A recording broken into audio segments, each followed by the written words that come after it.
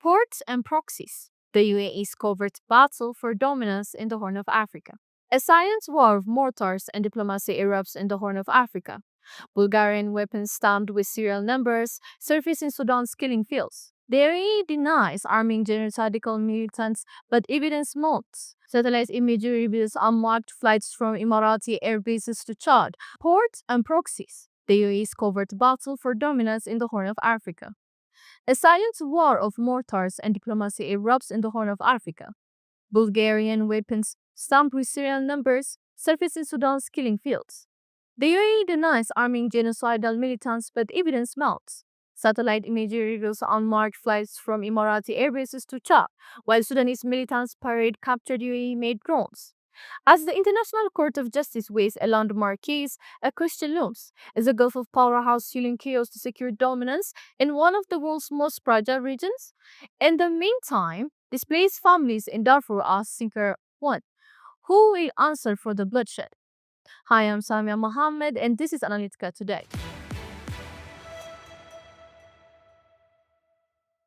The United Arab Emirates, once hailed as a benevolent investor in Africa, stands accused of funneling weapons to Sudan's rapid support forces, a paramilitary group implicated in genocide. Reuters exposed trace Bulgarian mortar rounds from UAE stockpiles to RSF convoys, while Sudan's government filed a groundbreaking genocide case at the ICJ. Caught in the crossfire, millions of Sudanese civilians displaced and starving, and a Horn of Africa teetering on collapse. The UAE's $3 billion Ethiopian aid packages and Somaliland port deals now clash with allegations of shadow warfare. How did a nation building hospitals in Mogadishu become accused of arming warlords in Khartoum? And why does this crisis threaten to redraw the Horn's geopolitical map, destabilizing trade routes from the Red Sea to Sahel? Let's dissect the stakes. A Reuters investigation exposed Bulgaria made mortar rounds exported to the UAE in 2019 in an RSC supply convoy in Sudan. Serial numbers matched UAE's military contracts, promoting a UN panel to probe arms embargo violations. The UAE dismissed the claims as fabricated, however, leaked flight manifests show 15 UAE Chad flights with uncounted cargo space enough to ferry arms. Meanwhile, the US sanctioned a Dubai-based firm, Capital Top Holding, for financing RSF operations. This mirrors Cold War proxy wars where superpowers armed factions to secure influence, such as US and Soviet interventions in Angola. Yet there is dual-role investor and alleged aggressor adds 21st century twist, leveraging economic clout to match security agendas. For Sudan's junta, this is existential. Losing to the RSF could erase their authority. For the US, it's a limited test. Will Trump prioritize human rights over Gulf alliances? For the UAE, denial is strategic, admitting fault would unravel a decade of Horn investments. Since 2015, the UAE has embedded itself in the Horn through militarized investment. It built a naval base in Eritrea's Assab to fuel its Yemen war, secured a 30-year lease on Somaliland's Berbera port, and pledged $3 billion to Ethiopia in exchange for Red Sea access. This moves positioned Abu Dhabi as kingmaker until 2019, when it withdrew from Assab, pivoting the economic statecraft. The 2018 UAE-Ethiopia alliance granted Abu Dhabi leverage via Somaliland, alienating Somalia's federal government. Eritrea, once a EU ally, now watches warily as Emirati funds flow to rivals. Regional Mr. Simmers, Ethiopia's transport minister, once quipped, "We're better off with the UAE in Somaliland than Eritrea," a nod to the Horn's fractured alliances. Somalia still fumes over UAE's backed Somaliland deals, while Eritrea's isolation deepens without Assab's economic lifeline. The UAE blames overt aid funding infrastructure with covert support.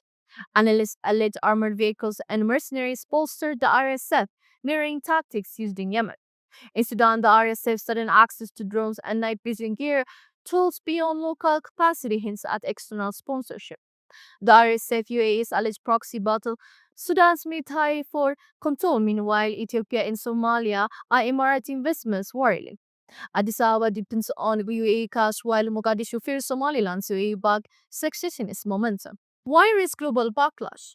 The Horn offers maritime choke points. Berbera, Assam, and mineral wells critical for a post-oil UAE seeking geopolitical clout. But at what cost? Sanctions loom, and African allies may pivot to Turkey or Qatar if Abu Dhabi's reputation crumbles. Sudan's collapse could spill into Ethiopia and Chad, where ISIF alienated militants already exploit forest borders. Somalia may nullify UAE, but Somaliland deals escalating tensions. Eritrea turning isolation may revive ties with Iran, a nightmare for Abu Dhabi. A confirmed ICJ ruling against the UAE would undermine its soft power facade, emboldening rivals like Turkey or Qatar.